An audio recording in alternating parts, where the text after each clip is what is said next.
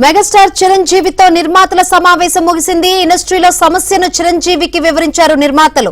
Shootings ఆగడం బాధాకరమని చిరంజీవి అన్నారు. టాలీవుడ్ నిర్మాతల వాదన విన్న చిరంజీవి ఫెడరేషన్ వాదన కూడా వింటారని చెప్పారు. తాను 2-3 రోజులు ఎదురు చూస్తానని, అప్పటికల్లా సమస్యను సామరస్యంగా పరిష్కరించుకోవాలని సూచించారు. లేకుంటే తాను జోక్యం చేసుకుంటారన్నారు Chiranjeevi.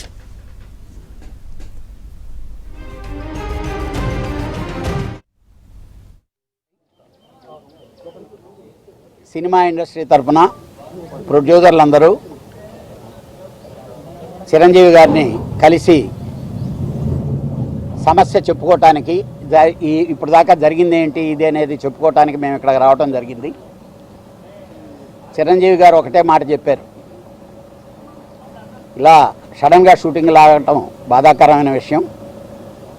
At the same time మీరు ఒక సైడ్ మీరు చెప్పారు, మీ వెర్షన్ నేను విన్నాను, అదర్ సైడ్ వెర్షన్ కూడా నేను తెలుసుకోవాలి.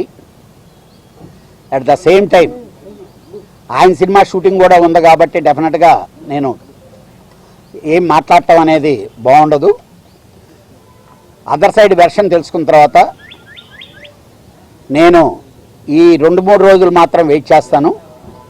మీరు ఒక సామరస్యంగా ఒక కొలిక్కొచ్చి షూటింగ్లు స్టార్ట్ చేస్తే సరి, లేకపోతే 3 రోజుల తర్వాత whatever we're going to take the decision అనేది ఆ రోజు చెప్తాను.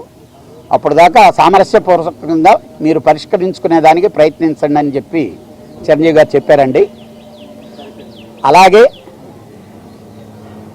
అందరూ పెద్దలు కూడా అంటే చిన్న ప్రొడ్యూసర్లందరూ మమ్మల్ని బతకనివ్వటం లేదు, వాళ్ళందరూ మమ్మల్ని ప్రెషర్ చేస్తున్నారు.